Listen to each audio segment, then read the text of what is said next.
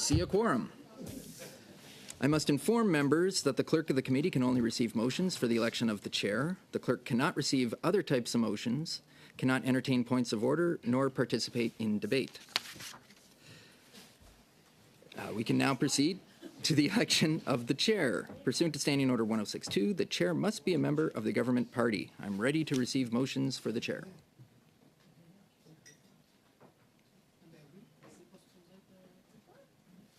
Mr. Romanado. Yes, thank you, Mr. Clerk. I nominate Ben Carr. It has been moved by Sherry Romanado that Ben Carr be elected as chair of the committee. Are there any further motions?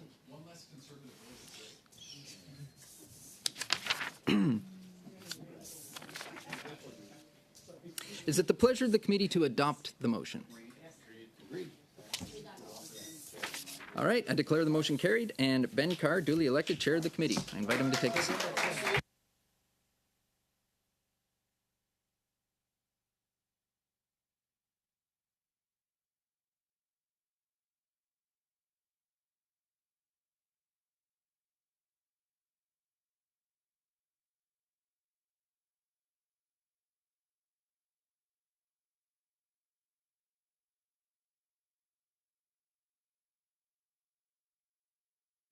Okay, merci tout le monde. Thank you very much, everybody. We're going to suspend very briefly so that I can just acquaint myself with my environment. I would like the opportunity to introduce myself to staff belonging to all members, just so that there's a familiarity here. So we are going to suspend briefly while I undertake that, and then we will come back, and I've got a couple of notices to raise, and then if members have, as I already see there are some members raising their hands, we will hear from them at that time. So we are briefly Yeah, Mark.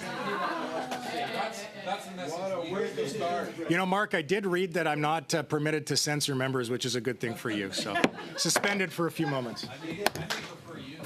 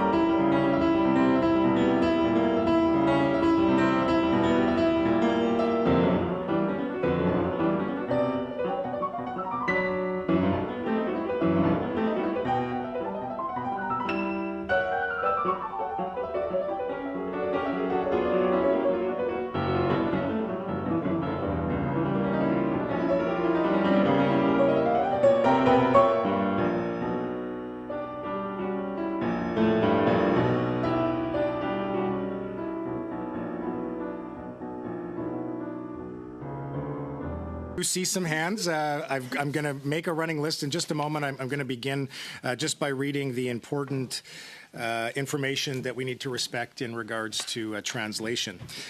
So in terms of how we're going to avoid audio feedback, I want to remind all members and other meeting participants in the room of the following important preventative measures. To prevent disruptive and potentially harmful audio feedback incidents that can cause injuries, all in-person participants are reminded to keep their earpieces away from microphones at all times. As indicated in the communique from the Speaker to all members on Monday, April 29th, the following measures have been taken to help prevent audio feedback incidents. All earpieces have been replaced by a model which greatly reduces the probability of audio feedback. The new earpieces are black in color, whereas the former earpieces were gray. Please only use the black earpieces that were provided. By default, all unused earpieces will be unplugged at the start of the meeting. When you are not using your earpieces, please place it face down on the middle sticker for the purpose that you will find on the table as indicated. Please consult the cards on the table for guidelines to prevent audio feedback incidents. The room layout has been adjusted, as you may have noticed, to increase the distance between microphones and reduce the chances of feedback from ambient earpieces. These measures are in place so that we can conduct our business without interruption and to protect the health and safety of all participants, including the interpreters. So, colleagues, I did just want to begin very briefly by saying that I have a deep respect, as I know everybody does, for the integrity of Parliament and the institution of Parliament, the affairs with which we are, by virtue of the election to this place by the constituents we represent, is the vehicle through which we uphold the integrity of these institutions. And I recognize the importance and the value of this committee in playing a prominent role in that. So it's an honor and a privilege for me to be able to sit in this chair and to help conduct and facilitate the conversations which are so important to maintaining the respect and the integrity of this institution that means so much to all of us. So with that, I see I had a couple of hands that were up, Madame Romanado, Madame Matheson, Mr. Cooper, and we are going to kick right off in terms of getting things underway. So I'll just read that list again. I had Madame Romanado, Madame Matheson, Mr. Cooper. Was there anybody else that had their hand up? Okay, Madame Romanado, the floor is yours. Thank you very much, Mr. Chair, and welcome to PROC, the best committee on the Hill. So I would like to move a motion that I actually put on notice and a little while ago. It was circulated to the Procedure and House Affairs Committee on September 15th, 2022. We've been a little busy with other studies since that time. So the motion reads, and I know that you've received it all, but if need be, I can ask the clerk to send it around, which he will do.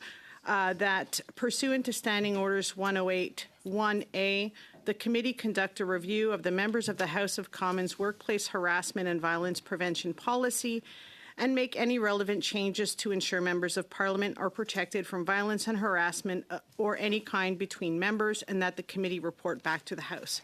So if you recall, a study was done previously on this, and there is a loophole currently in the harassment policy. So right now, the harassment policy that we are bound to does not prevent harassment between members.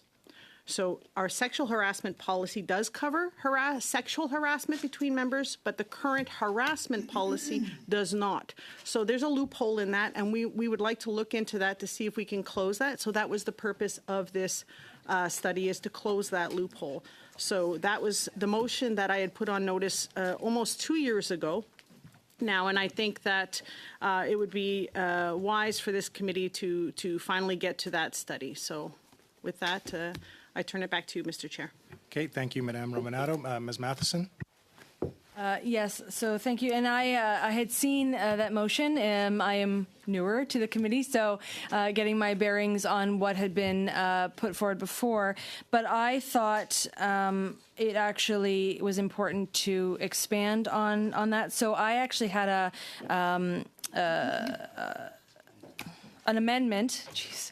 Words are important. An amendment to this study, if you'll permit me, and I think we just sent it to the clerk.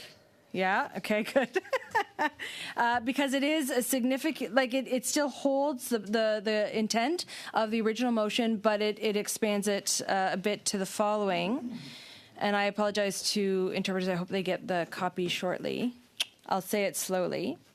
That pursuant to Standing Order 1083, which I feel is more indicative of what we're talking about here with harassment, the committee conduct a review of the members of the House of Commons workplace harassment and violence prevention policy, study occurrences and impacts of harassment within the House of Commons, Parliament Hill,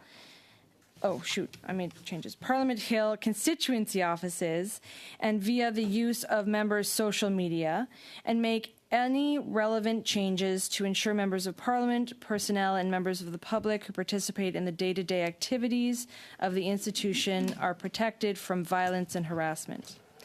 That the committee invite the Chief Human Resources Officer, the current and past speakers of the House of Commons, the Clerk of the House, the Head of Clerk of Committees, the Sergeant of Arms, the Interpretation Directorate, anti-harassment specialists, and workplace mental health and safety experts, non-governmental organizations dedicated to electing more underrepresented communities, former members of Parliament not seeking re-election, union representatives, and other witnesses requested by the committee.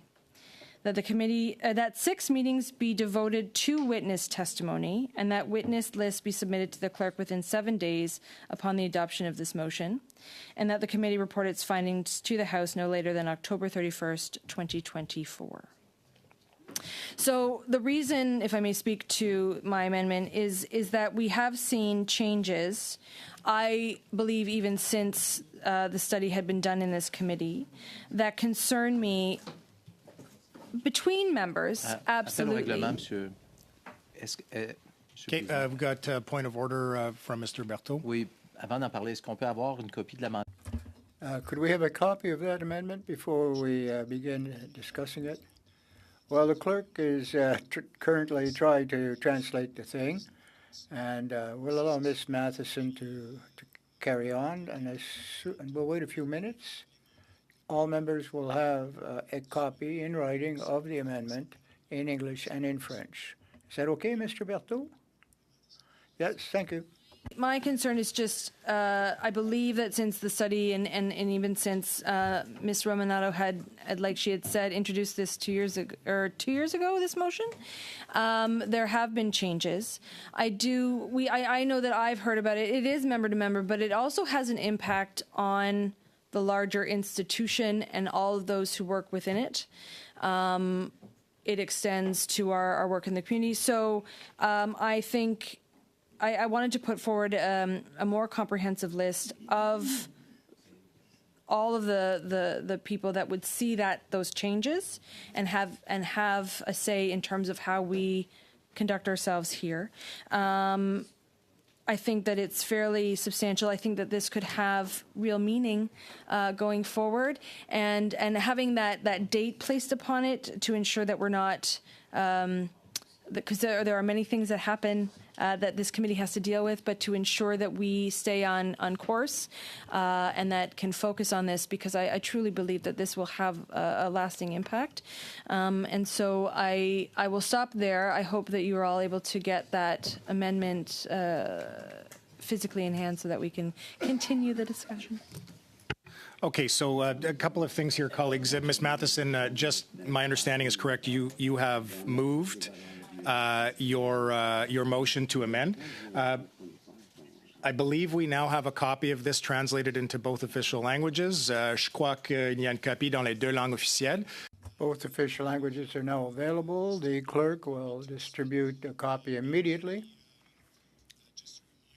Because we are in a discussion about the amendment proposed by Ms. Matheson, I ask that any members that wish to speak to this amendment, please let me know. And certainly happy to provide a couple of moments for committee members to review, particularly those who are just getting it for the first time in French. But, Mr. Clerk, do we Has this been distributed? Okay, so it's just starting to make its way around now. So we'll just give colleagues a couple of moments to review that. And as I say, if anybody would like to speak to this, please indicate that to the chair so that I can start to create a new list. Mr. Cooper, I do still have your name from beforehand, which we will return to once, of course, we're done dealing with the sub-amendment, or the amendment, rather. Yeah. Oui, Madame Gaudreau. Ben, moi, je tiens d'entrée de jeu à... Well, first, I'd like to congratulate the fact that we've had a motion on the table for 2 years now, and perhaps now the procedures proc will be looking at it. There's a lot of aspects that we hadn't foreseen. Everything that we've gone through, lived through in the last few months, you talked about interference, and there's various issues at ethics committee as well, lack of training, etc. I don't know who we may have invited or should invite, but currently we have, 11 meetings left on the program before the break?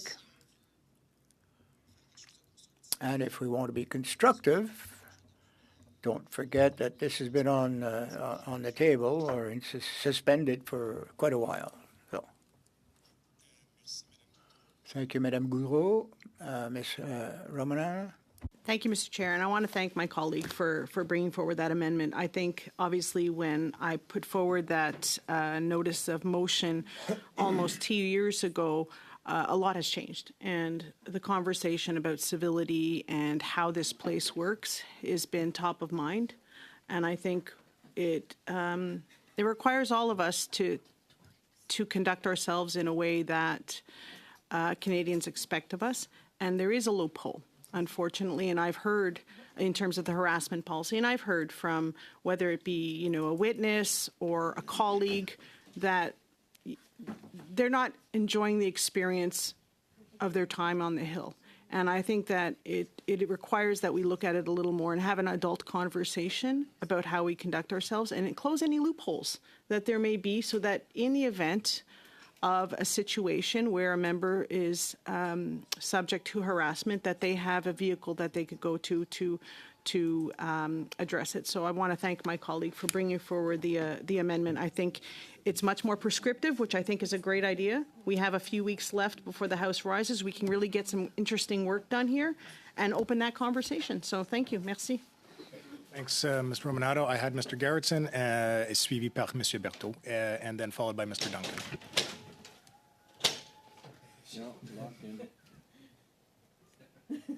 Mr. Gerritsen, the floor is yours. Thank you, and thank you for the amendment. I think it's extremely germane. I think that it lends itself well to the motion. As part of this study, I would really like to hear from the Sergeant-at-Arms, specifically because of what the comments that he's been made and media reports lately that have involved the Sergeant-at-Arms, stuff that's going on at constituency offices, how MPs may or may not be harassing constituency employees by showing up at offices that don't belong to them. I'd also like to hear from HR experts as to what constitutes harassment exactly. Where does that fall into play here? So I'm very much open to this amendment. I think it's great. I think we should vote in favor of it, and I'm looking forward to doing a study on this so that we can properly put in place the safeguards, obviously as the motion indicates for members, but I'm more interested in my staff. Thank you. Okay, thank you, Mr. Gerritsen. Monsieur Berthaud, à vous. Merci beaucoup, Monsieur. Thank you very much, Chair. And so Bertol rather than Berthaud. Bertol is a pronunciation. No, that's fine. No. I have a bit of problems with. I know that the motion's been on the table since 2022, rather. Since then, of course, there's a lot of things that have happened that are quite important for the protection of our democracy as a whole. Foreign interference, recent incidents at the House itself. We're not there to take a look at each and every aspect of the thing, but we did get a report from the director of elections that there wasn't foreign interference in our election, but the election was still good. We wanted a preliminary report on that matter to find out where we're at. We're confronting a minority government right now, so we could have an election at any time. This is why we wanted to have the response from the Hogue report as rapidly as possible, so that in full concordance with all parties, so we would hope that the next election we do not have to live through an increase in foreign intervention in the process. There were interferences in the last two elections, but as she also indicated, this did not change the result of the elections. But there was interference, and it might have had a consequence on the choice of candidates and those who actually represented their ridings. In the case of nomination issues, point of order.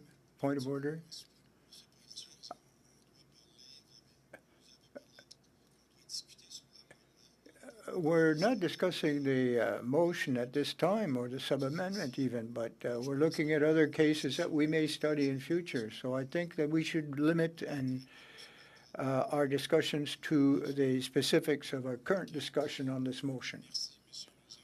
Thank you, Mr. Lauzon. I'm sure that Mr. Berthold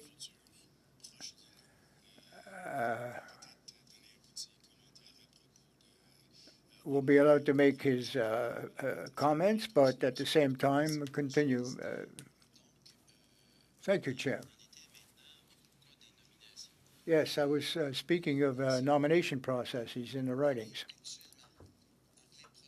We are currently, all the political parties are currently finding candidates, appointing candidates in view of the next election. Ms. Hogue herself has said that there were some irregularities, that People's Republic of China tried to influence the choice of the candidates in the Liberal Party. Mr. Chair, we've had an intervention explaining that we are talking about the amendment, not the study on foreign interference, and my colleague across the way is continuing to talk about another study and not talking about the amendment that is in front of us. So if he'd like to start intervening on the amendment that is in front of us, that's great. I'm looking forward to hearing about his comments on it, but we've already had a point of order to ask that he get to the relevance of the amendment in front of us. Thank you. Thanks, Madame Romanado. Monsieur Berthoud, I do believe that we need to get towards the substance of the amendment soon, so I will provide one more opportunity to get to that, but should we find ourselves on the same path we just were, I may ask to move to Mr. Duncan, who's next on the list. Merci. Monsieur le Président, ce serait dommage que vous commenciez. Well, it would be a shame to start your chairmanship in trying to get to camouflage exercise here and silencing me. For the benefit of my colleagues, I'd like to explain why this is linked to this motion. We have to make some choices. We have to prioritize our studies right now, and I think the motion from Ms. Romanado shouldn't necessarily be at the top of the list, and this is why we should vote against this motion right now. We owe it to Canadians. If a year or two down the line we end up in another election, we have to, in fact, make sure and make very clear what the situation is as to foreign intervention. Ms. Matheson has proposed an amendment very, very complete, but I think that this is not the appropriate time to be pushing on in such detail. We have to ensure, first and foremost, that our elections are free and democratic. This is why I wanted to illustrate with the candidacy issues right now because all candidates have not yet been elected. So we'd like to know what has occurred in Mr. Ngong's writing. We weren't the first to speak about this issue. We don't insist on that, but we'd like to discuss this issue and proceed with that study. We must have in hand all the evidence in order to take a good decision, an enlightened decision when we come to vote. Thank you, Mr. Berthold. Let me finish. You already have told us that your position is to reject this motion, which is absolutely your right. Several of our colleagues would like to comment on that motion. We have heard, and I agree that it does wander away from the substance of the motion in question. That I hadn't finished. I'll now continue talking because I think it's important, and I'm quite disappointed.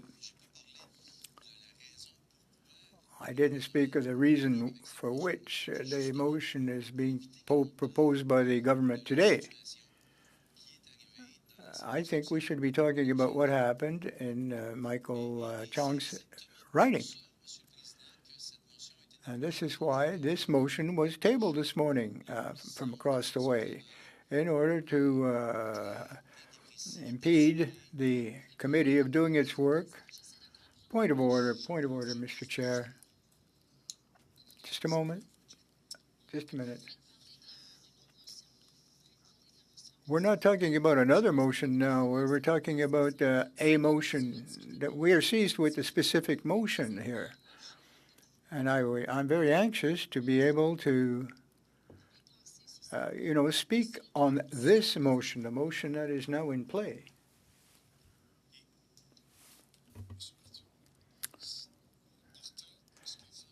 Mr. Berthold, you'll get the hang of it.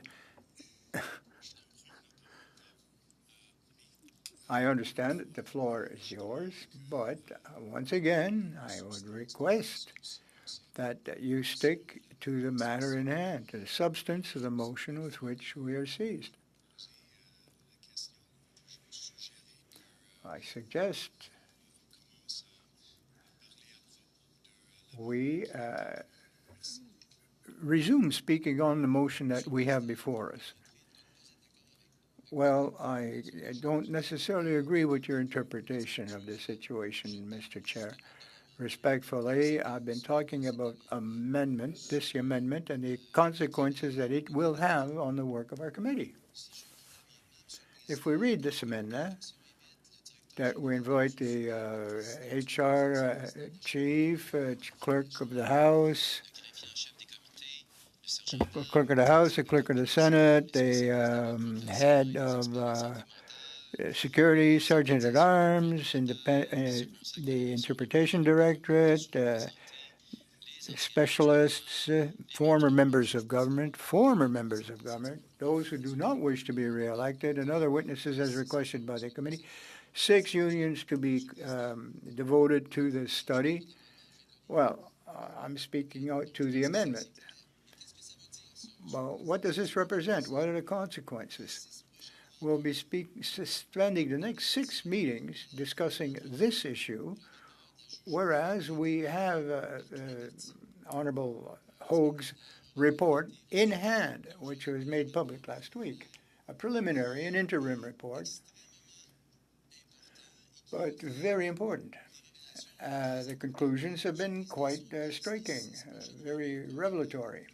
So 6 meetings in this amendment will be devoted to speaking to this situation. And we'll sweep under the carpet the conclusions of the preliminary report of Commissioner Hoag. PROC's mission or role or mandate is to ensure that this triggering of that review by Ms. Hogue led to finally getting the review, and it's been published now, and I know that the Liberals won't be happy about it, but what if they don't want to hear me talk about the fact that it was a Liberal candidate that was selected, and they selected a candidate, but there was significant intervention by the Communist Party of the Public Republic of China. Well, Mr. Chair, you've asked the member to speak to the relevance of the motion that is on the table. He is constantly slipping into discussing the second motion, which we will get to, Mr. Chair. If we can deal with the motion, then we can discuss Mr. Cooper's motion, which I'm looking forward to discuss. So I would suggest, Mr. Chair, that you go to Mr. Duncan, who, as you suggested, you were going to do. Thank you, Mr. Duguid. On a point of order, Mr. Cooper? Well, I would just submit, Mr. Chair, that members have wide latitude to speak on amendments and sub-amendments. That has been the approach that has been consistent since I was elected as a member of Parliament. It's been the practice of this committee. There have been many instances where Liberal MPs have deviated quite significantly from the wording of a specific motion. So long as it is in some way anchored to the motion, the members should be given the flexibility. Thank you for your perspective, Mr. Cooper. On va continuer avec Monsieur Berthoud. Qu'est-ce que j'ai dit? Tout. Toi. sorry, I just can't wrap my lips around it.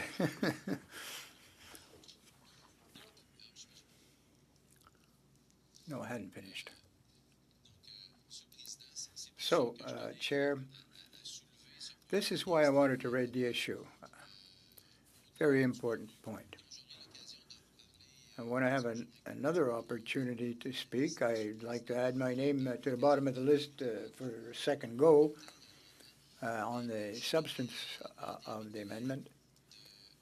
But I'm requesting my colleagues to keep their eyes wide open and be vigilant on all the maneuvering that's going on by the party in government. That they want to avoid discussion on the conclusions of the Hogue Report on foreign interference. This is why our committee should prioritize the study on the Hogue Report and her conclusions so that we can be ready, appropriately ready, for the next election, which could happen at any time. Next week, 2 weeks, we could have, if the NDP decides to withdraw its support of the Liberal government. It's not a minority government, it's a coalition government here. But anyway, they might hold till 2025. In any case, let's not fall into the trap here by concentrating. We should continue studying the Hogue Report. We have a responsibility towards the electoral process and to Canadians who will vote. We shouldn't let this study hanging. It was very well put as an interim report, and we'll get another final report apparently in 6 months. Thank you. Has elapsed since the speaking list has grown, so for the benefit of members, I'm just going to quickly reiterate what the order is so that members are aware. So I have Mr. Duncan, who will go next, followed by Mr. Cooper, Madame Gaudreau, Madame Matheson, et puis Monsieur Berthaud encore. Toll, tu. Wait, I'm going to get it. I'm trying to focus on Bartol, c'est ça. Bartol. But before that, Mr. Duncan, the floor is yours. And you said my name right, Mr. Chair. Thank you. That's great. Appreciate that. I'm relieved. Very tough one to get. Duncan as in Dunkin' Donuts. So congratulations for now on your role as chair of PROC. You're still in the chair, so that's a good start. I want to give a context you're not only a new chair for our committee, but a new member of PROC. And just to take a bit of a context, I think it's important for you to have in your role as chair. You'll be very busy with your finger because very often when Conservative members will speak, there'll be lots of points of order. I've been a part of that or witness to that in the last couple of months, but I will just perhaps refresh the committee's memory that it was only several months ago, but within a reasonable time ago, we had on the other side Liberal members of Parliament with an exceptional latitude given to them as we worked to get the Prime Minister's Chief of Staff, Katie Telford, to come to committee. I sat in on those meetings, Mr. Chair, 24 hours of Liberal members talking. We had members coming in, they shared their life stories. They have background, including actually the now Speaker of the House actually was at committee and spoke at length about a lot of Liberal background, partisan background at that time, which was, I guess, fine, but nevertheless was able to have that latitude to speak about what they felt was the issue at hand, and Conservatives were relatively respectful, giving them hours at a time on end to share their views. And I would encourage committee members, before others are point of ordered about relevance, to consider that leniency that the previous chair provided Liberal members when they felt they had things to say and contribute to the debate. And I will, to preempt any unnecessary points of order, although always allowed and welcome to be taken by you, Miss Matheson's sub-amendment, which we are speaking to, Just to be clear, Mr. Duncan, just to correct the amendment, no sub-amendment. My apologies. Yep. My amendment to the main one there is the last part here. I'll just start with that to give you the context of the comments I'm going to give.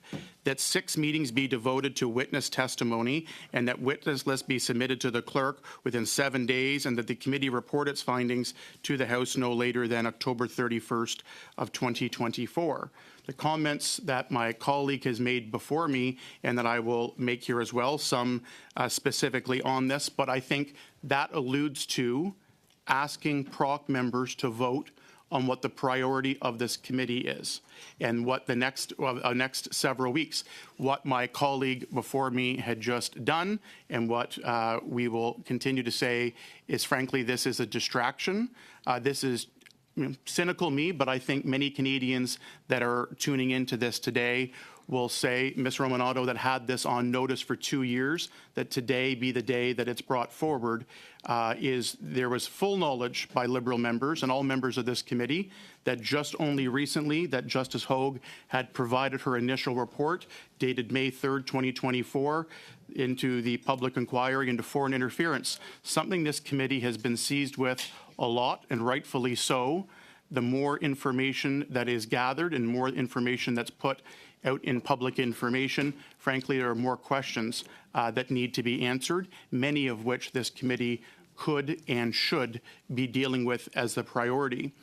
We don't know when the next election may be, but candidates are being nominated.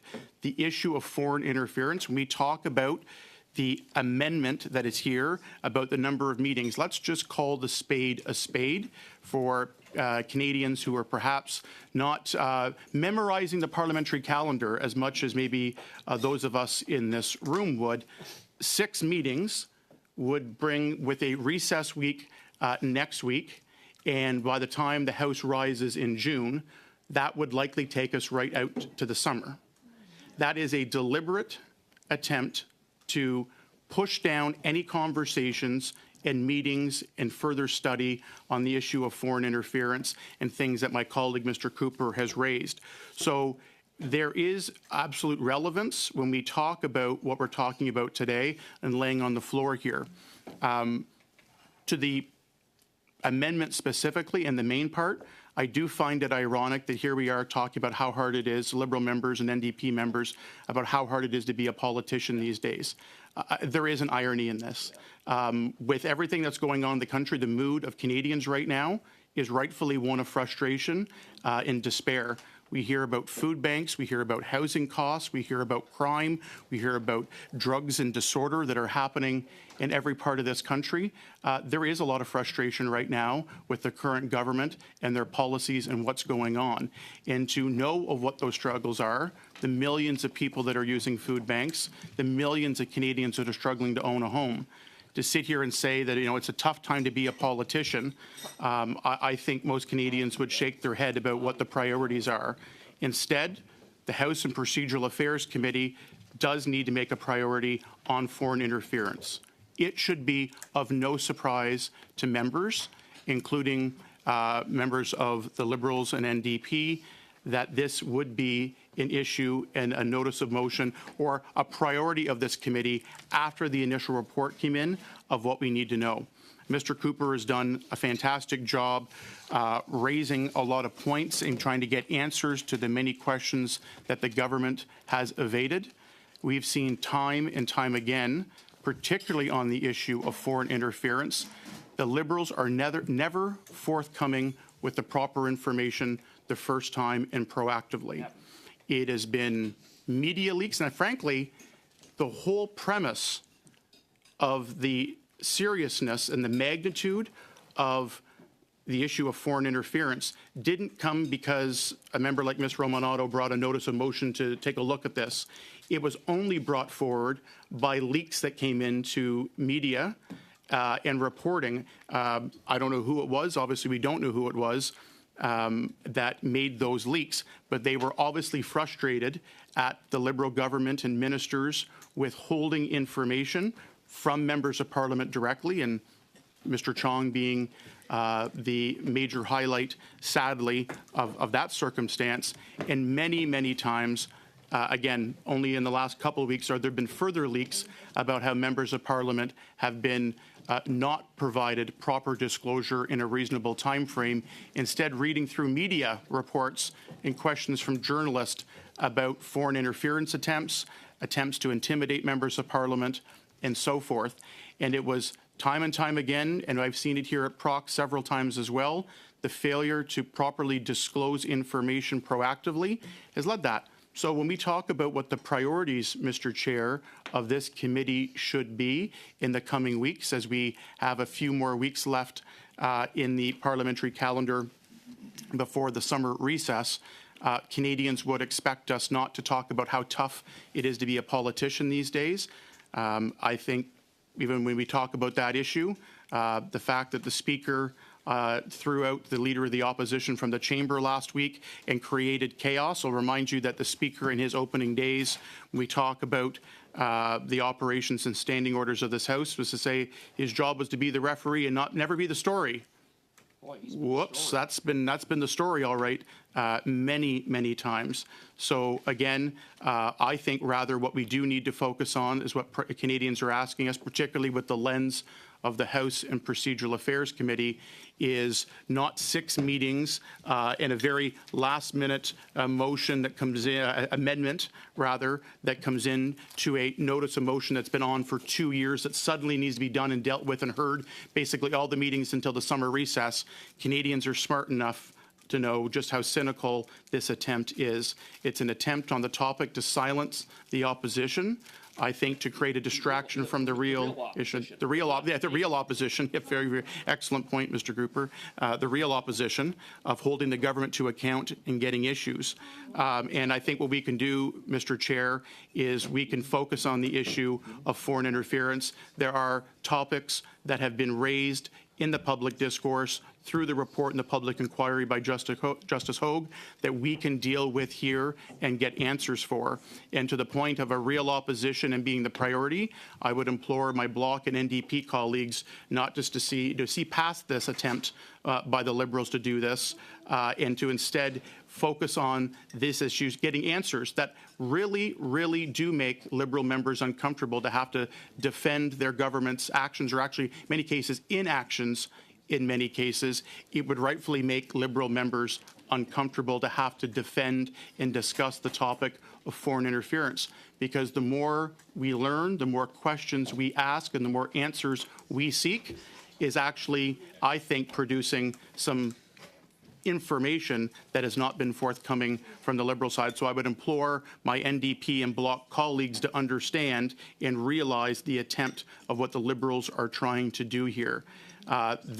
We argued there was smoke, and in the initial report, there's a lot of information that we can follow up on. And a refusal, I will say, Mr. Cooper's done a solid job in his role as the Shadow Minister for Democratic Institutions, Vice Chair of this committee, about what we heard through the initial report and given the release of it, that talked about a Liberal Party member tipping off the then Liberal candidate for Don Valley North that CSIS was monitoring him. Didn't bother to, in the case of where Mr. Chong was being intimidated and threatened by foreign state actors, did not bother to let Mr. Chong know that. But instead here we have a very serious report that came through the Globe and Mail as part of the conversations and discussions and report around Justice Hogue, that a Liberal Party member was briefed, and then instead of doing something about the nefarious activities that were going on in Don Valley North, decided to let the then candidate know instead. I think Canadians, when they're looking at this, it is only fair. It has been several weeks since that information was put out in public light. Again, not proactively, of course, by the Liberal government. They avoided every turn any accountability or providing any answers to it. We should have a focus be on foreign interference and getting to the bottom of that very, very serious issue. Of course, I always say, if there's nothing to see and this is a nothing burger and it's all fine and just a big misunderstanding, as Liberal members so many times try to say, and all of a sudden, the opposite is true. They were trying to cover something up. They should have no problem wanting to have the study into that topic specifically, having witnesses on that and getting answers in public here at the committee room about that topic. So, Mr. Chair, this is nothing more than an attempt from the Liberals to talk about how hard it is to be a politician today, but more than anything, make no doubt, make no mistake that the intent of this motion that was sitting on the back burner as a notice of motion, of which many notice of motions and many committees of the same thing. Today, coincidentally, just after the initial report is made public, after we have information that our committee can follow up on and get further information for Canadians in a parliamentary context, which we're hired here to do, no thought about that. No. None. Let's talk about 6 meetings that runs the calendar out to the summer, so the Liberals can try to avoid all the information and scrutiny here at this committee. I think Canadians see right through it, rightfully so. Let's get to the issues at hand, the important issues of foreign interference. I'll leave that at now and ask to put my name back at the bottom of the list, Mr. Chair. Thank you, Mr. Duncan. I will do that. Just to note, colleagues, my understanding is that we have 11 meetings that remain between now and when we are expected on the calendar to rise. So I just note that for the benefit of all members. Mr. Cooper, I turn to you. Point of order, Mr. Chair. Sorry, Mr. Cooper, just one moment. Mr. Lauzon. Monsieur Duncan nous a mentionné. Mr. Duncan gives some misleading information that this has been tabled. The report, it's an interim report that's been presented, not the final report. Mentioned many times in my comments, it's the initial report, but it is a report. Sorry, Mr. Lauzon, one moment. It is a report that is public and is substantial and has many pieces of information. I did refer to it as the initial report, not the only, but the initial report. It's a public document, has many substantial pieces of information that our committee could study. And I'll also note, just to the point on the calendar and the number of meetings left, not my first year here. Every year near the end of the year, and I've been a member of PROC several times, at the end of the year we get into many committees trying to pass bills and meetings get canceled as well. Yep. Many times PROC meetings have been canceled to other committees as well, so I raise that point for an important historical context, not just a calendar on a piece of paper. Okay, thank you, Mr. Duncan. Monsieur Lauzon, you're satisfied? Okay, we're going to resume the list. Mr. Cooper, the floor is yours. Thank you very much, Mr. Chair. And before I address the motion and the amendment to the motion, let me take this opportunity to congratulate you on your elevation, your election as chair of the committee. I have no doubt that you will serve in that role well. So congratulations. With respect to the motion and the sub-amendment brought forward by Madame Romanato and Madame Matheson, it is not a coincidence that a motion that had been put on notice in 2022 is suddenly the business of this committee at the first meeting following the issuance of the damning initial report of Madam Justice Hogue that confirmed what the Globe and Mail and Global News reported, namely that Beijing interfered in the 2019 and 2021 elections, and that the Prime Minister and his government turned a blind eye to that interference and covered it up, and even worse, were in some respects complicit in Beijing's interference in our elections. This motion and this amendment speaks to what the Liberal priority is, and that is to talk about politicians, to talk about us.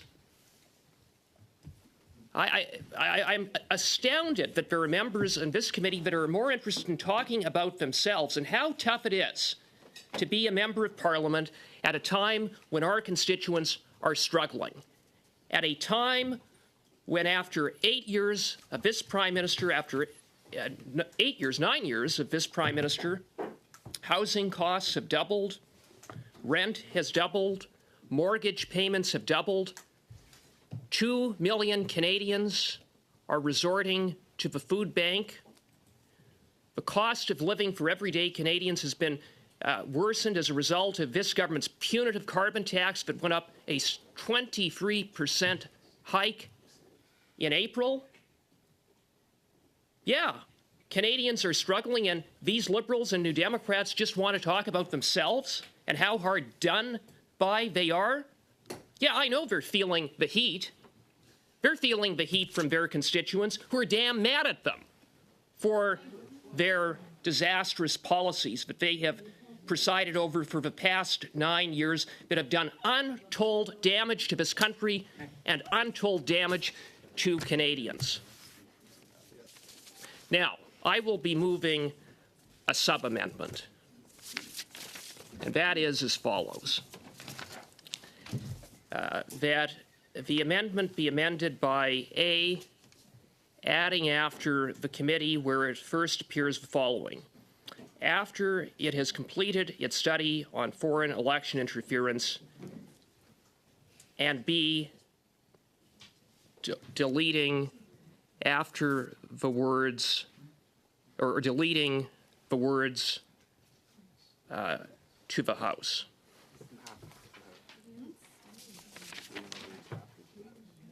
Deleting all the words after the words to the House. That's my sub-amendment. No, I'm speaking to the sub-amendment. So colleagues, just one moment.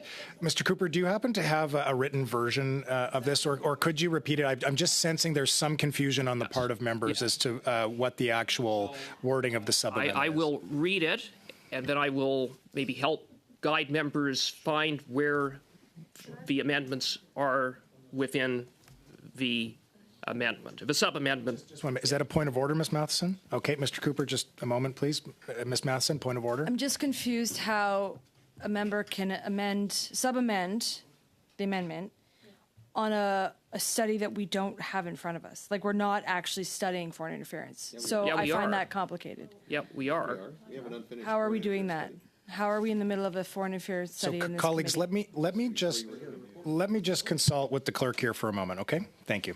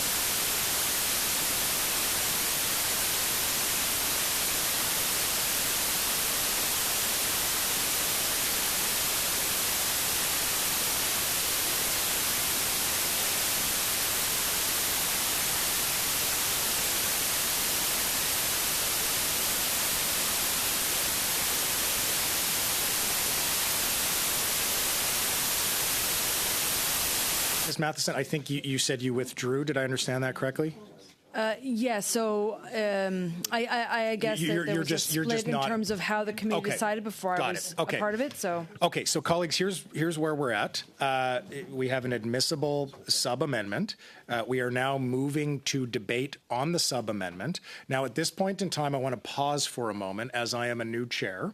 So as a courtesy to members, I hope that we can, for a moment, be informal in the following discussion. There are two ways that we can handle speaking lists. I have a long speaking list from the previous debate as it pertained to Madame Matheson's amendment to the motion.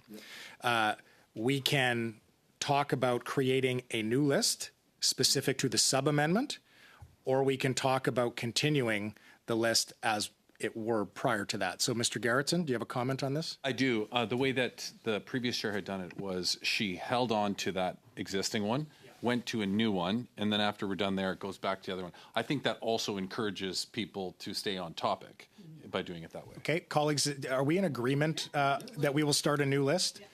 Okay, so with that, we are just, again, to be informing colleagues of where we're at, we are moving to debate a new list on the sub-amendment.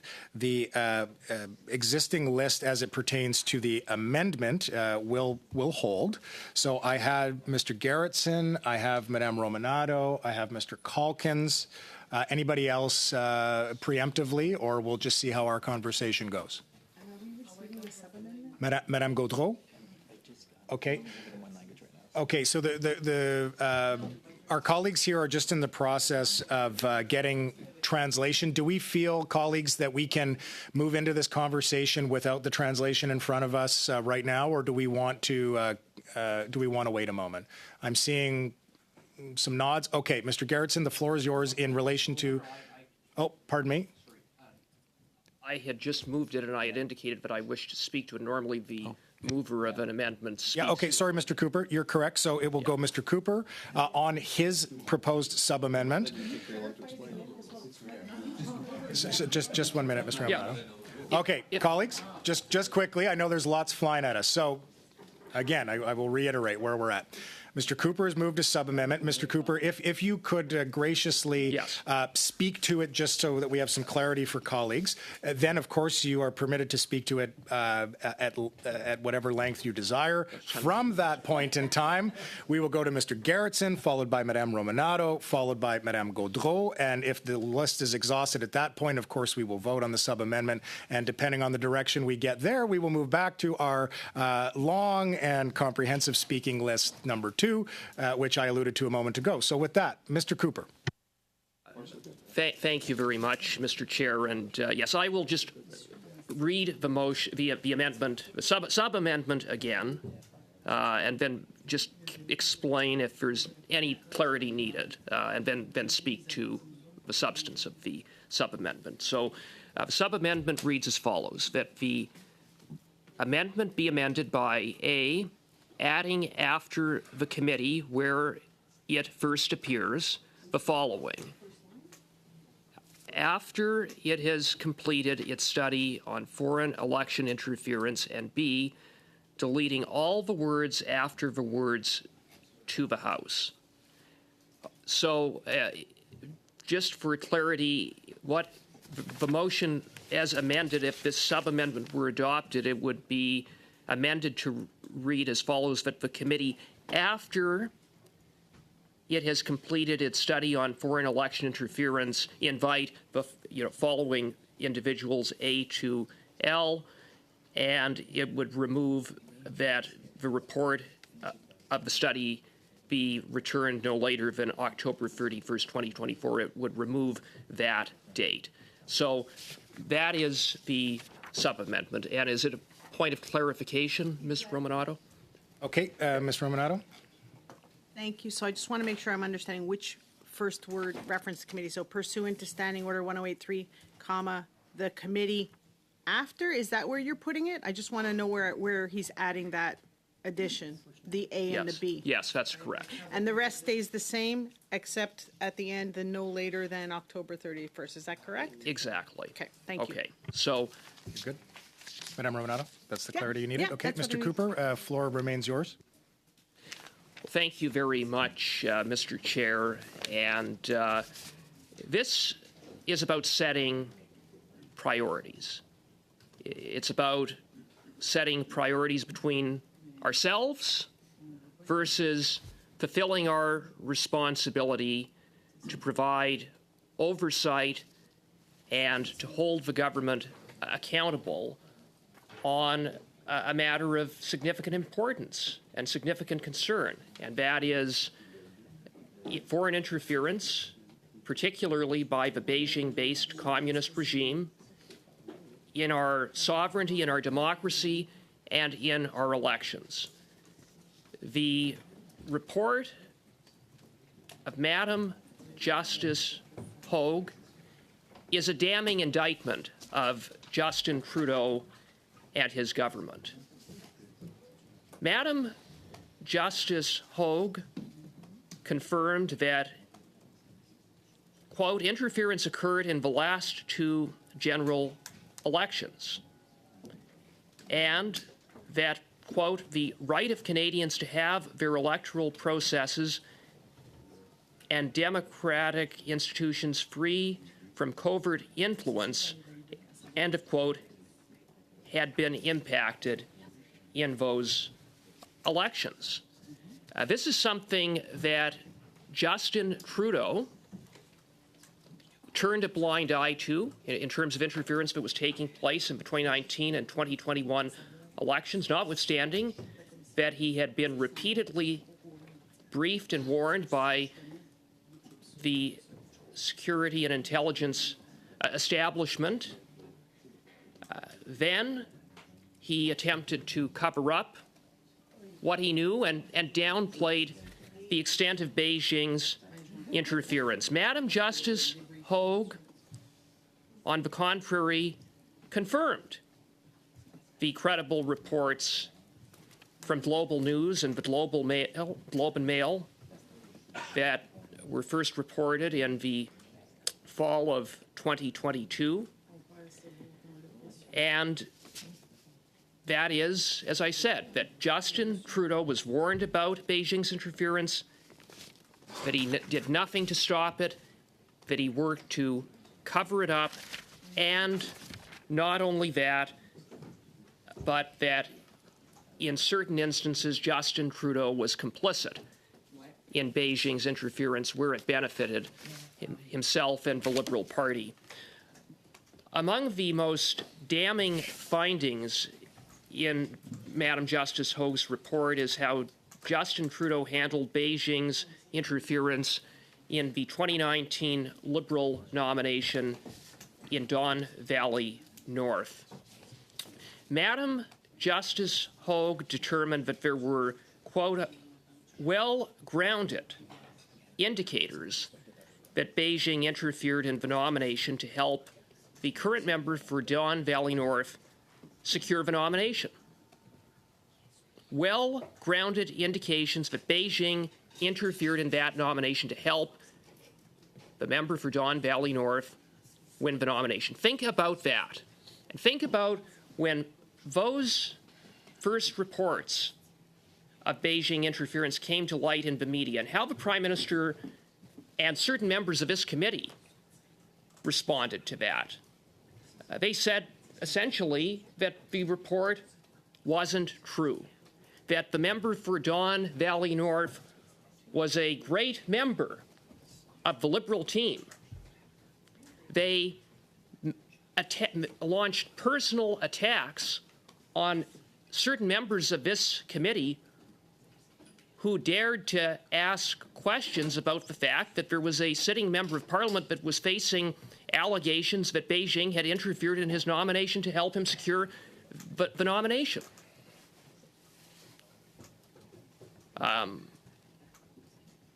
It's quite interesting that the Prime Minister no longer utters the name of the member for Don Valley North. He can't utter his name. They no longer talk about the fact that he is a member of their team. I know a certain member of this committee, Mr. Gerritsen, has spent much time defending that member. I'd be curious if Mr. Gerritsen would do so today. I have my doubts. No, so I'm going to wait to see when the member for Don Valley North is going to have the invitation to return to the Liberal caucus. It's in the mail.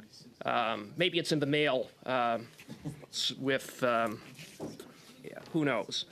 Who knows? But I have my real doubts. But it's one thing that there were allegations that Beijing interfered to help the member for Don Valley North that were now found by Madam Justice Hogue to be well-grounded. What's worse is that top Liberals were briefed by CSIS that Beijing had interfered to assist the member for Don Valley North. They were briefed during the 2019 election, 3 top Liberals. And those top Liberals were the Liberal designate for the site task force and national director of the Liberal Party, Azam Ismail, the second Liberal designate for the site task force, Braden Cayley, and Matthew LaFrance. They received that briefing at the end of September, I believe on September 29th of 2019. It was a classified briefing. And we know that Mr. Ismail, in turn, briefed the then Liberal campaign director and now top advisor to the Prime Minister, Jeremy Broadhurst, about the contents of that briefing. And it should be noted that Mr. Broadhurst had the appropriate security clearance to receive the contents of that briefing. And Mr. Broadhurst, quite appropriately, thought that the information provided by CSIS was concerning, as he has said. And he proceeded to brief the Prime Minister the next day. As it so happened, the Prime Minister was in Ottawa, and Mr. Broadhurst briefed the Prime Minister about the contents of that briefing that next day in Ottawa. Now, what did the Prime Minister do with the information that he now had that Beijing went in to assist one of his candidates secure the Liberal nomination? A leader who was concerned about foreign interference, as this Prime Minister claims that he is, would have, at the very least, inquired for more information. But Justin Trudeau didn't do that. That would be, the very least, a leader who was concerned about countering foreign interference, about the integrity of our democracy, about the threat that Beijing posed would have done. With the information that the Prime Minister had, I would submit the appropriate course of action for the Prime Minister to have taken would have been to have removed that individual as the Liberal candidate for Don Valley North. But the Prime Minister didn't even ask any further questions, let alone take the appropriate action, or what I would submit to be the appropriate action, that at that point, that individual should not have been the Liberal candidate for Don Valley North. Instead, the Prime Minister did absolutely nothing. He gave a pass to the candidate, allowing his name to stand as the Liberal candidate in the 2019 election. Madam Justice Hogue concluded that Justin Trudeau did so out of concern of, quote, direct electoral consequences, closed quote.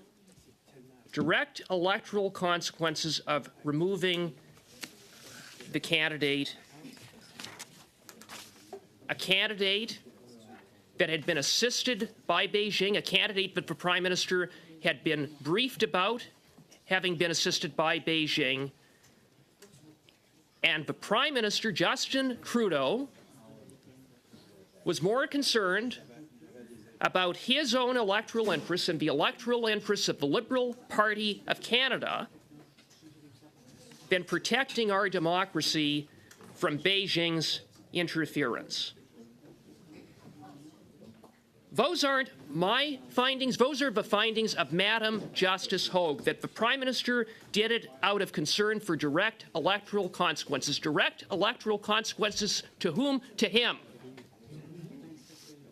I would submit, Mr. Chair, that it says everything Canadians need to know about this Prime Minister and is further evidence of his complete and utter unfitness to hold the high office that he serves in.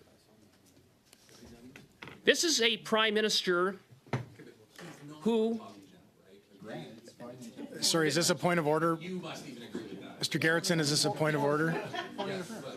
Mr. Gerritsen? Specifically. No. It's not on the topic of... Guys. Point of order. Is this a point of order? This is a point of order. Okay. The floor is yours on your point of order. Although Mr. Cooper is trying to amend the motion in order to talk about foreign interference, all he's really done is he's attempting to amend the motion in terms of timing. This doesn't give him carte blanche right to just start talking about foreign interference. He can talk about the timing of it.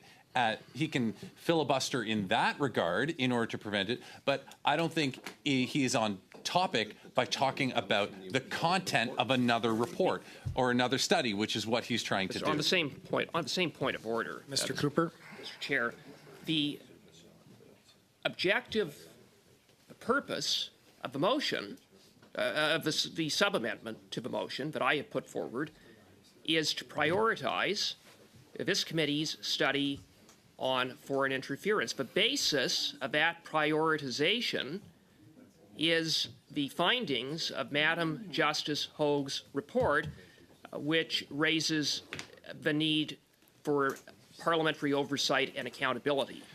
And so, okay, colleagues, time out. Time out. So, Mr. Cooper, I think if we can get you to wrap up on the point of order, and then the floor would be yours again, of course, in relation to the sub-amendment that you have moved. I do want to remind colleagues of two things. One, of course, is the respectful dialogue that we expect between one another, and the other one is in relation to the hard work that the interpreters have to do, and it's very difficult for them to keep track of conversations on both sides of the table.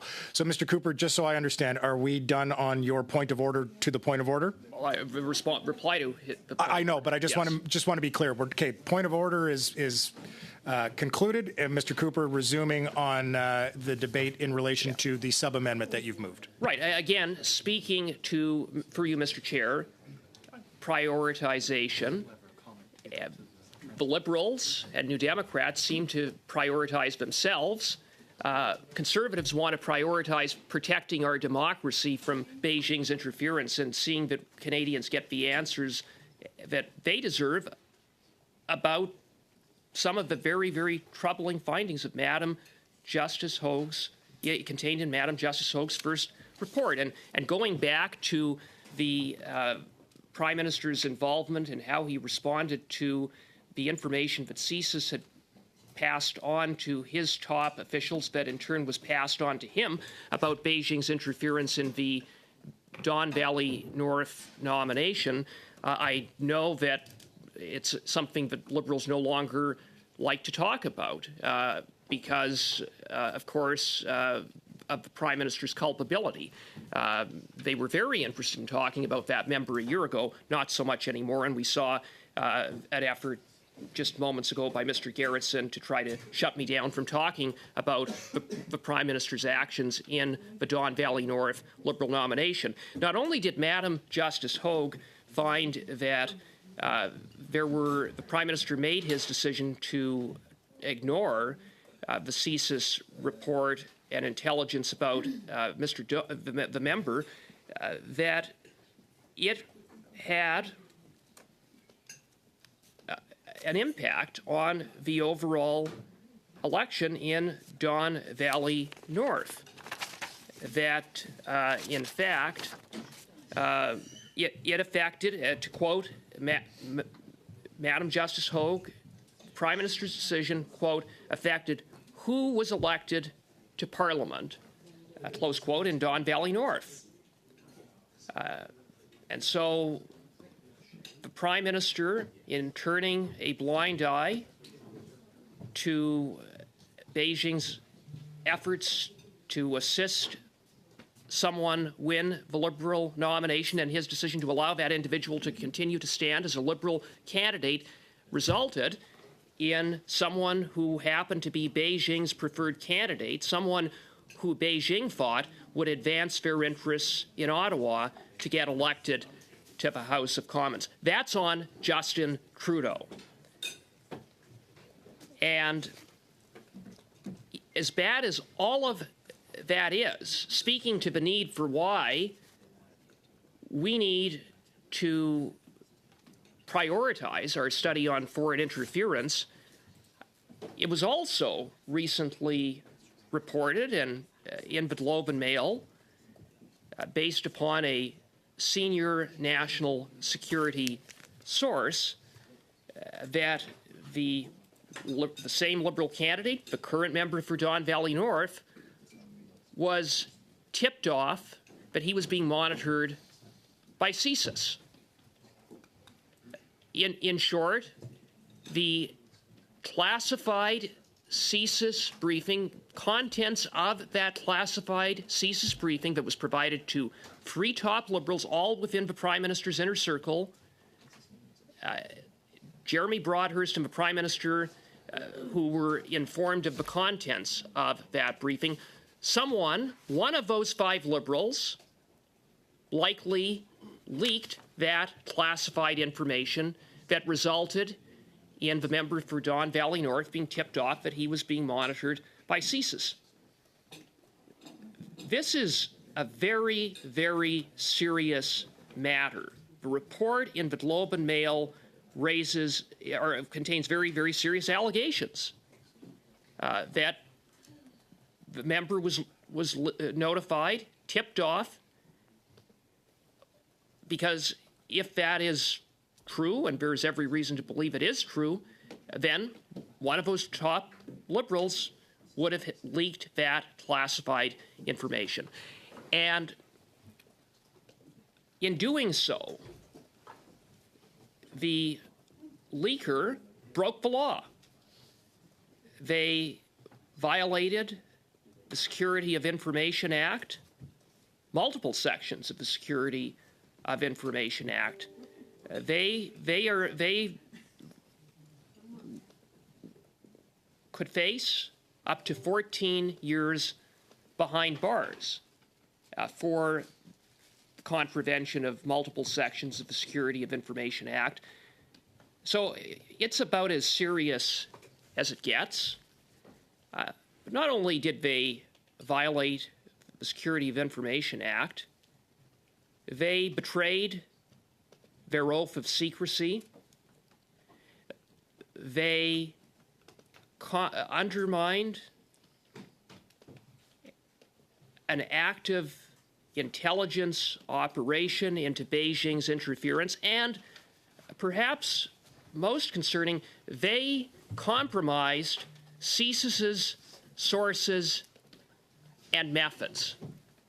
Compromised CSIS sources and methods that could have potentially put persons' safety at risk. That is the consequences. That is the gravity of the crime that someone in the Prime Minister's inner circle committed if the report in the Globe and Mail is accepted. And if the Prime Minister or his inner circle would say that the story is false, then they can come out and say so. they can come and testify before this committee. But I think that it's important that when there's a credible report in the Globe and Mail from a top national security source that someone in the Prime Minister's inner circle leaked classified information, potentially the Prime Minister himself, that compromised an ongoing intelligence operation and compromised CSIS's sources and methods and committed an offense that is punishable by up to 14 years behind bars. This committee studying foreign interference ought to have some hearings to get to the bottom of exactly what happened with respect to that alleged leak. And so it just on and on it goes. And Madam Justice Hogue's report wasn't, and some of the damning findings in her report are not limited to what happened in Don Valley North. We know that when reports of Beijing's interference came to light, the Prime Minister repeatedly downplayed the extent of Beijing's interference. He falsely stated that, quote, every single constituency election integrity held, and it was free and fair, close quote. Those were the words of the Prime Minister. Madam Justice Hogue concluded otherwise. She found that there were strong indicators, those are her words, strong indicators, that Beijing interfered in the Steveston-Richmond East riding to work against the then sitting Member of Parliament, Kenny Chiu, and to help elect the Liberal candidate who is now the current member for Steveston-Richmond East. And not only did she conclude that there were strong indicators that Beijing interfered in Steveston-Richmond East to work against Kenny Chiu and to help the Liberals, but that there was, quote, a reasonable possibility, close quote, that this interference resulted in the defeat of Mr. Chiu in the election of the Liberal candidate, the now member for Steveston-Richmond East. So much for the Prime Minister's claim that every single constituency election integrity held, and it was free and fair. That's simply not the case. Election integrity held in terms of the overall result, yes, but election integrity did not necessarily hold in every single constituency election. It is evidence that there was serious interference that could have tipped the scales in certain ridings. And that is consistent with the reports that the Liberals spent so much time last spring and last fall dismissing, saying that, when there were reports that Beijing had targeted several ridings for the purpose of defeating Conservative candidates and electing the Liberals, the Liberal response was to say, no big deal, it really didn't happen. There was nothing significant because the election integrity in every single riding, as the Prime Minister said, held. Well, not true. And again, I emphasize that Beijing's interference did not impact the overall election result, but I think most Canadians would be concerned. I know I'm certainly concerned, but if the result in even one riding were impacted by Beijing's interference or the interference of any foreign state,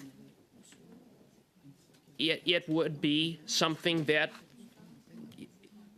is unacceptable, that undermines the integrity of our elections, and that needs to be addressed and that steps must be taken to ensure that such interference doesn't take place, and that those who were involved, who were complicit in such interference, are held accountable. And the scope of Beijing's interference in Steveston, Richmond East, consisted of a disinformation campaign. A disinformation campaign that very much targeted Kenny Chiu. And it was targeted at, not surprisingly, given that it was interference from Beijing, at Chinese Canadian voters, the Chinese Canadian diaspora, which in the Steveston Richmond East riding, which comprises of a significant component of the population of the electors in that suburban Vancouver riding.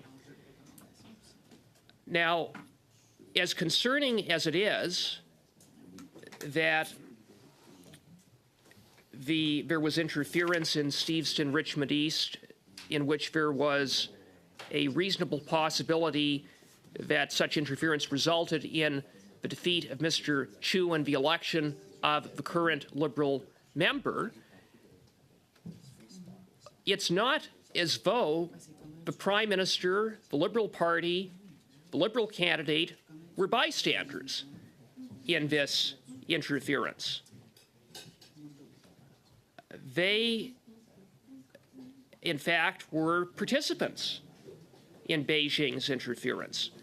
Last week, at the Ethics Committee, of which I sat in on at that meeting, the committee heard evidence from Mr. Chiu that the Liberal Party and the Liberal candidate amplified Beijing's disinformation,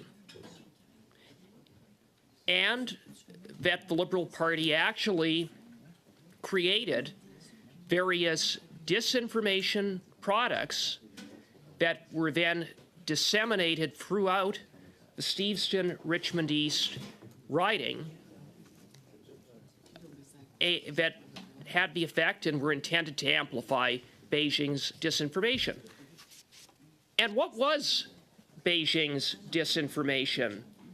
Well, one aspect of the disinformation was to claim that a private member's bill that Kenny Chiu introduced to establish a foreign influence registry would somehow target Chinese Canadians, a complete falsehood. We have a bill now, again, what a surprise, just after the report of Madam Justice Hogue, where the Liberals have introduced legislation to finally establish a foreign influence registry. I think it's been well recognized by experts on matters of national security that a foreign influence registry is sort of the bare minimum of what should be done to counter foreign interference. Other countries have passed foreign influence registries. The United Kingdom, Australia passed a foreign influence registry in 2018. The United States has had a foreign influence registry since the 1930s, I believe 1936 or 1938. But in the 2021 election, Justin Trudeau and the Liberals not only opposed a foreign influence registry, but were amplifying Beijing's disinformation to target a Chinese Canadian member of parliament or someone who came from Hong Kong, Kenny Chiu, who came to Canada to build a better life for himself and his country and rose to serve in the House of Commons. And Liberals amplified disinformation to target him, to sow confusion within the Chinese diaspora community, to create fear, all very calculated to cause Kenny Chiu maximum political damage and to win on the basis of what amount to lies. Point of order. Mr. Cooper, just going to pause you for a moment, please. Ms. Romanato on a point of order. Yes, understanding Order 18, it is not permitted to attack the integrity of a member, and he's accusing members of the Liberal Party, myself included, of spreading lies. I ask him to withdraw that statement. I have never, ever sent out disinformation, and I take great offense with being accused of doing so otherwise. So I ask the member to please withdraw that statement. On the same point of order.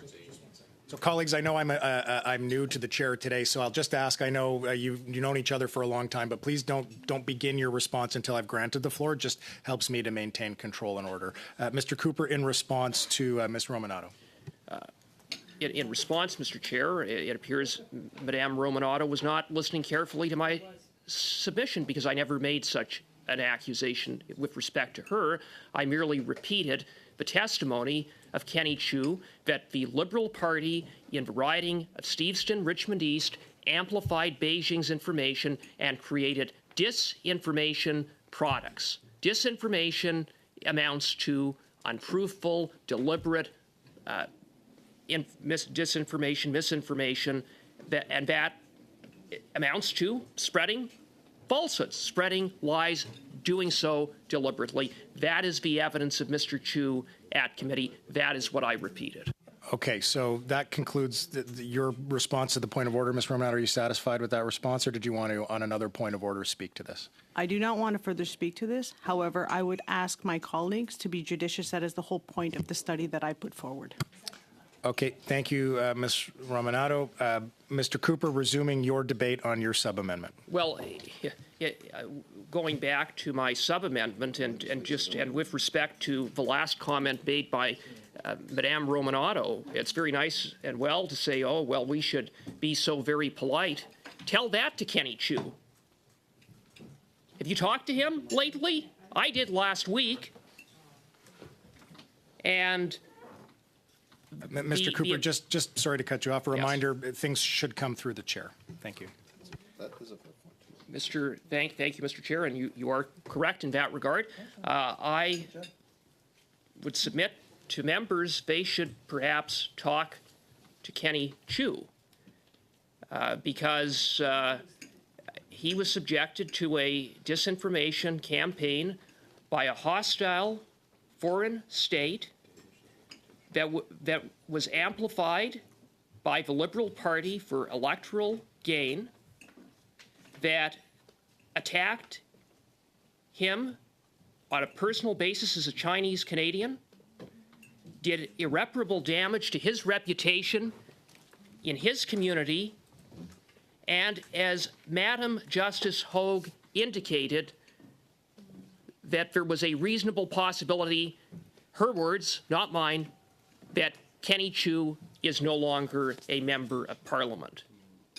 So, quite frankly, in the face of that, I think so-called politeness takes a backseat to addressing the very serious interference and the involvement of the Liberal Party in amplifying and contributing to Beijing's disinformation in the riding of Steveston, Richmond East. And as we heard during the study on foreign interference, which this committee is still seized with, Justin Trudeau set up the critical election incident protocol. And that critical election incident protocol was established supposedly to counter foreign interference in our elections. There is, pursuant to that protocol, an election panel that is handpicked by Justin Trudeau. And that election panel was entrusted with making decisions around informing political parties and candidates when there is evidence that they are the subject of disinformation and misinformation or interference by foreign state actors and their agents, and to warn the Canadian public of such interference where such interference may impact the result, or there was a risk of impacting the result. The election panel had information about the disinformation campaign going on in Steveston, Richmond East, and in other ridings. And the election panel, again appointed by Justin Trudeau, did nothing about it. They sat on it. They kept Kenny Chiu. They kept the voters in Steveston, Richmond East in the dark. As the voters of Steveston, Richmond East were being bombarded with Beijing's disinformation that was being amplified by Justin Trudeau's Liberal Party in the riding of Steveston, Richmond East. And it underscores the fact that the limited measures that had been put in place by Justin Trudeau's government to counter foreign interference did not hold, they did not work. What happened in Steveston, Richmond East, and how Justin Trudeau's election panel responded by not responding, by not doing anything about it, should not have happened. And so we need to get answers about why that happened, especially in light of the conclusions, the findings of a Superior Court judge, Justice Hogue, who found that there were strong indicators of interference that resulted in a reasonable possibility of an impact on the result. And I see certain members that dismiss Madam Justice Hogue's finding of a reasonable possibility. Given those findings, I think we need to have a better understanding of why it is the election panel set up by Justin Trudeau kept Kenny Chiu in the dark, kept the voters of Steveston and Richmond East in the dark. I would further observe, based upon what came out at the public inquiry, that while Kenny Chiu was kept in the dark, that when there was what was seen to be disinformation in a article that that was on Facebook concerning Justin Trudeau, that Justin Trudeau's department, the PCO, actually went to Facebook and demanded that Facebook take that article down because it might have electoral consequences. That was the basis that the PCO went to Facebook. And maybe the PCO was right in those circumstances to have requested that that article be taken down about Justin Trudeau. I don't know, but they did that. Contrast that with how disinformation in the case of Kenny Chiu was dealt with. A bombardment of disinformation and nothing. Just a complete turning a blind eye to it. One article that's critical of the Prime Minister but contains perhaps disinformation. The PCO, the Prime Minister's department, is all over it. But when it comes to Kenny Chiu, Justin Trudeau's election panel couldn't be bothered. Couldn't be bothered. And that is also what we heard from Erin O'Toole when he came before the committee, as well as the Conservative representatives on that were on the site task force that were supposed to be receiving briefings about interference targeted at their parties and the election more broadly. And despite the fact that Beijing had targeted certain Conservative candidates to work to defeat them and to elect Liberals, Erin O'Toole and his representatives on the site task force were not briefed.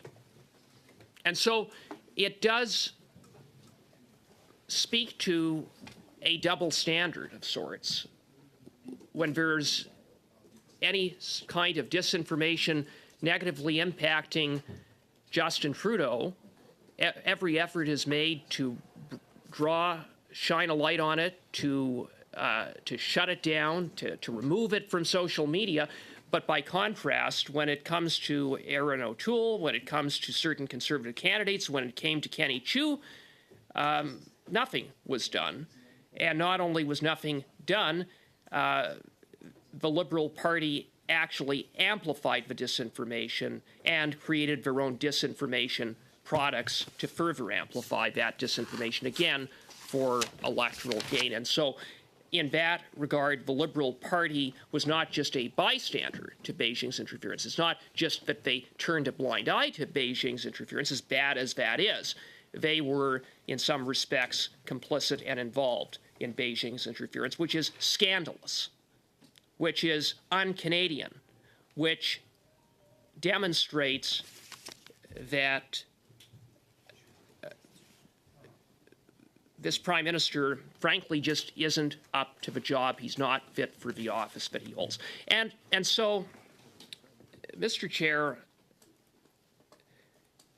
I think that it is important that when we reflect upon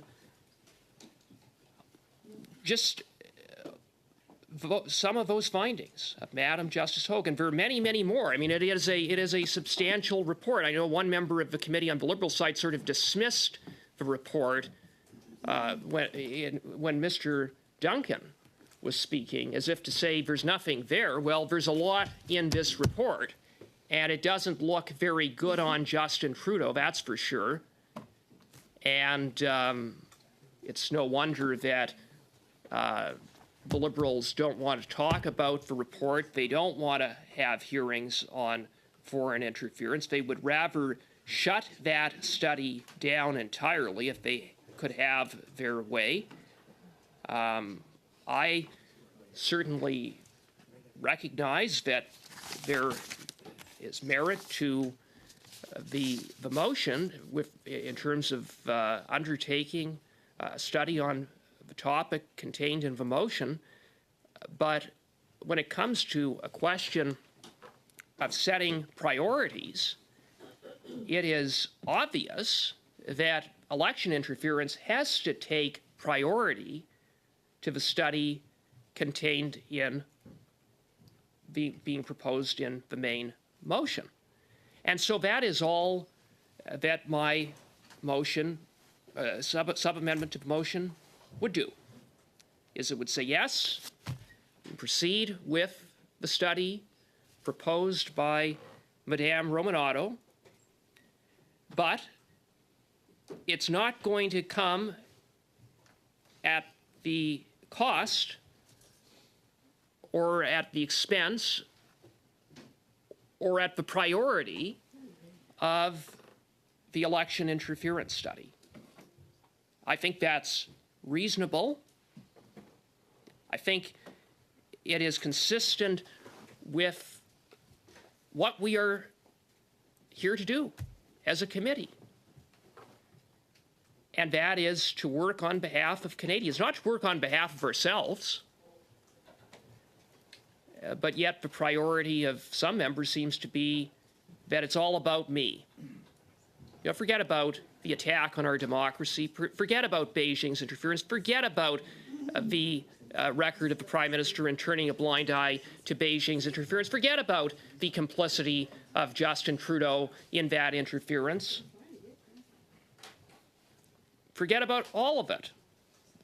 Of course, they want to forget about it because the Liberal Party has a very, very poor track record on this.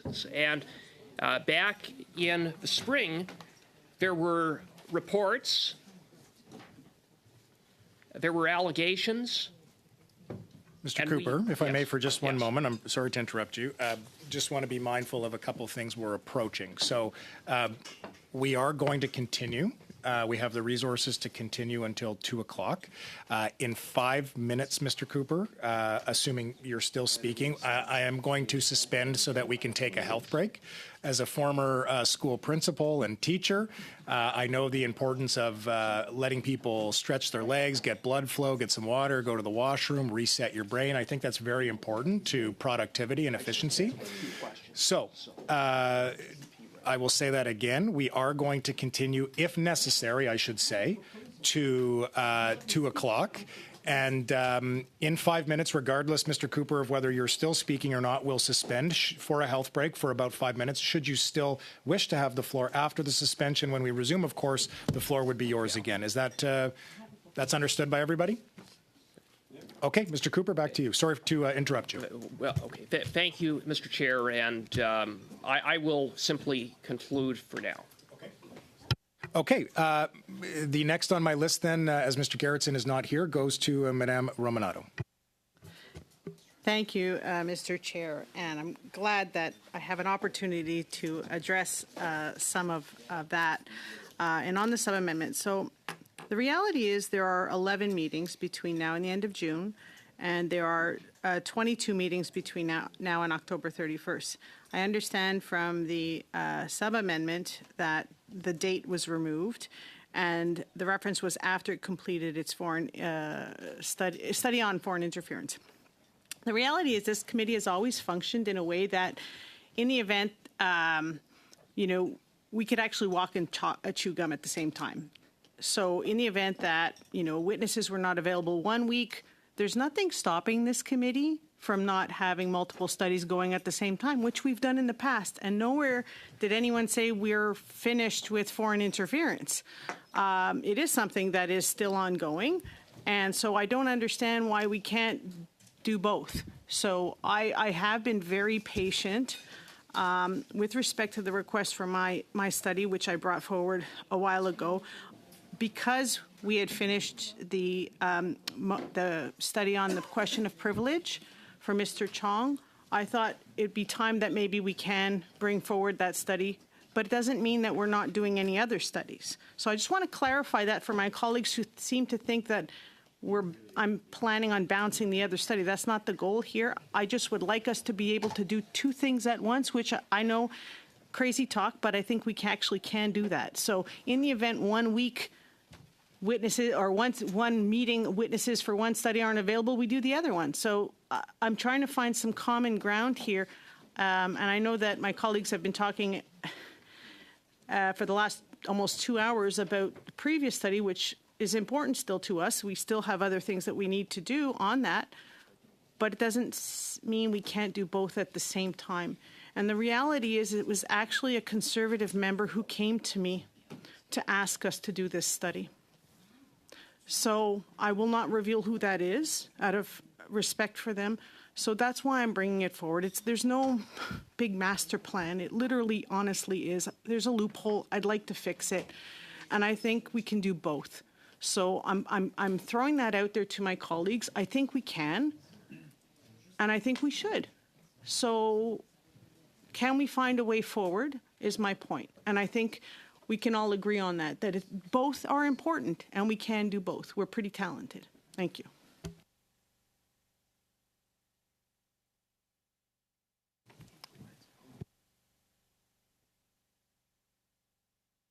I'll keep talking. Apology. No, you're good. Sometimes trying to read lips can get you in trouble. Madame Gaudreau, I know la parole c'est à vous, mais si on a... But with your approval, would you be prepared to wait till after a break? Mr. Berthold. Well, I'd like to take the opportunity, Ms. Romando, we can do two things at once, perhaps. We're going to suspend so that we can see what's going to happen before now. And Thursday, we might have a compromise that might allow us to do both studies. We can do this behind the curtains, as it were, or during our break. And we might not necessarily have to go till 2 o'clock. Thank you, Mr. Berthold. That we're all on the same page. I can hear my own voice in the earpiece. I'm sure that mistake's been made before. Here's what I suggest, colleagues. We suspend for 2 minutes so that can be discussed to make sure that we're on the same page. And then we can come back, and then if there is agreement that we suspend until Thursday's meeting. So we're going to suspend, come back, and then if desired, suspend again until Thursday. Is that okay with everyone? 2 minutes? Do you need more? I love your optimism. Let's try. Okay, let's start with a few so colleagues can talk amongst themselves to see what the decision will be post this brief suspension. Okay, so we're suspended.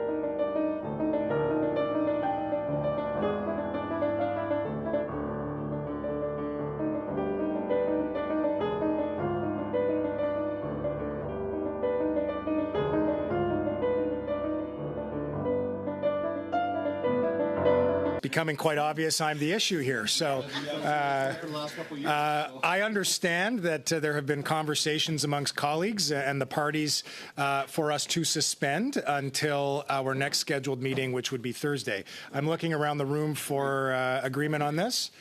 Colleagues, thank you. A pleasure to join you, and I look forward to the continuation. Okay, suspended.